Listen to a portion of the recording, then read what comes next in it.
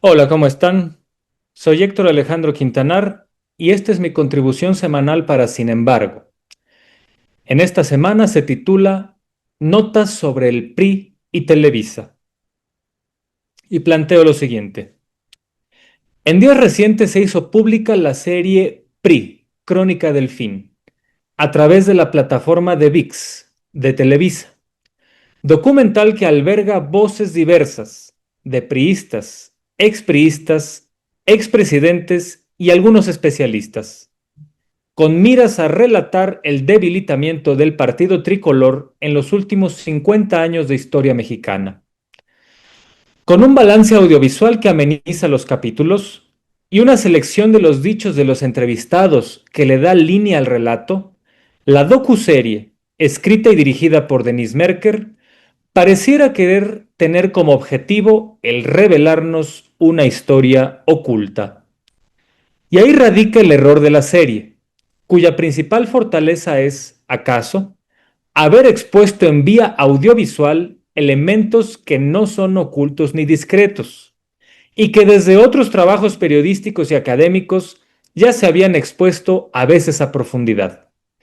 Y, si hablamos de forma generosa, una segunda virtud de la serie es que expone a algunos entrevistados sin tapujos, lo que hace que se muestre tal cual son, con toda su perfidia y corrupción, como es el caso de Carlos Salinas, confesando con miseria las prácticas sucias ejercidas por su partido en coyunturas electorales.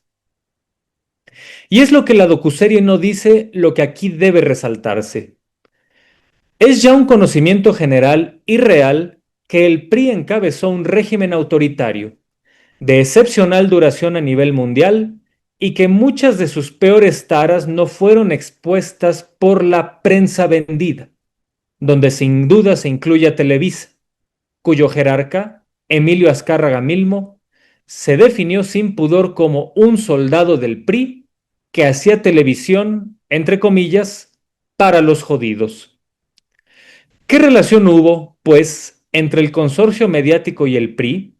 De entrada, cuando se aborda un tema como el del partido tricolor, siempre es necesario volver a los clásicos.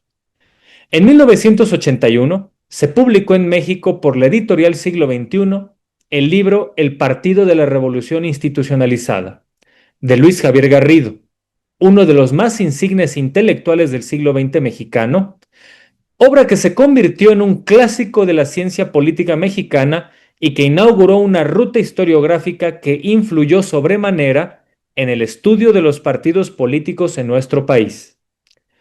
El libro de Garrido fue definido por un jurado universitario de la Sorbona de París, encabezado por el teórico Maurice Duverger, como la investigación más completa que se haya hecho sobre un partido político en América Latina.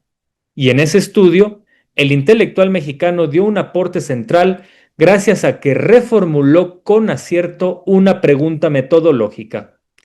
Mientras los científicos mexicanos solían preguntarse cómo era el PRI y llegaban a respuestas acertadas pero parciales sobre la definición del partido, Garrido entendió que la pregunta que había que hacerse no era la de cómo es el PRI, sino cómo había llegado a ser así el PRI. El resultado de la investigación arrojó un hecho revelador. El PRI no era un partido hegemónico, como aseveró el teórico italiano Giovanni Sartori, porque para que un partido logre preeminencia por la hegemonía, se requiere de que ese partido goce de convencimiento social. Es decir, tanto partido, sociedad política y sociedad en general comparten un sentido común que no es una imposición vertical, sino resultado de una reciprocidad e ida y vuelta, lo cual le da legitimidad al gobierno, en un hecho donde todos los partidos democráticos tratarían de ganar ese consenso y ser hegemónicos. Y la preeminencia del PRI no provenía de ese convencimiento social y de esa legitimación. El dominio priista de la vida pública mexicana provenía de que ese partido tenía una relación privilegiada con las instituciones estatales, cuyos recursos materiales, logísticos, monetarios y simbólicos usufructuaba de manera ilegítima y en exclusiva, lo que, aunado a un silencio social, hacía en los hechos imposible la competencia democrática, porque ningún otro partido contaba con esos recursos y por ende podría ganar alguna elección. Así, el PRI no era un partido hegemónico, sino un partido de Estado, esos que definimos como aquellos que no nacen de la sociedad para ganar democráticamente el poder, sino que nacen desde la cúspide del poder para conservarlo.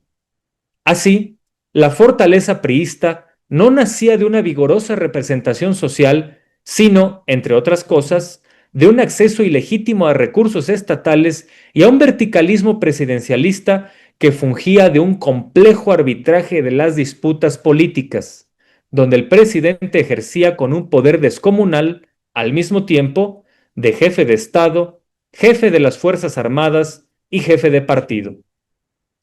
Y es en ese caso de partido de Estado que vale la pena denunciar el papel de Televisa, que fue ni más ni menos que un pilar fundamental del viejo régimen autoritario. Eso no es ningún secreto. Como es sabido, no solo la Secretaría de Gobernación fungía de filtro censor sobre lo que Televisa podía informar o no, sino que, sin atenuantes, sus locutores ejercían un papel de voceros oficiosos del régimen.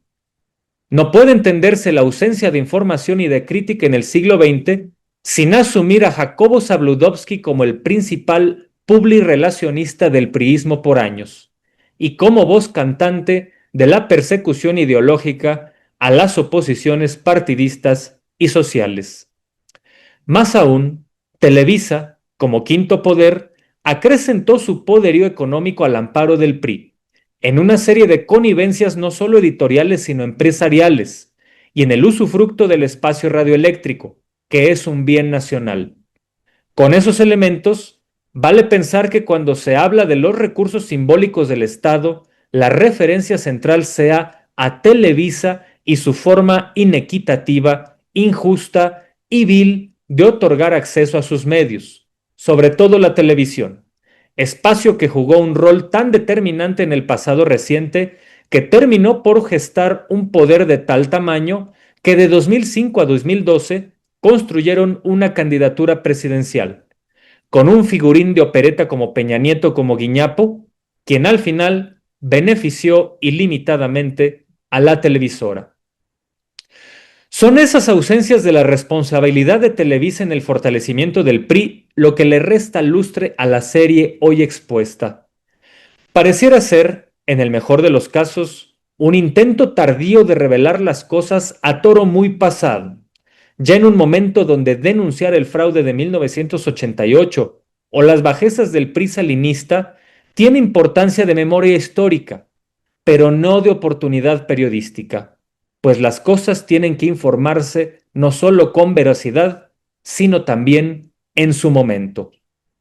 En el peor de los casos, el documental podría ser un intento de Televisa de deslindarse del monstruo que ayudó a crear. Pero es ahí donde surgen las dudas. Podrá desaparecer el PRI, pero no el priismo.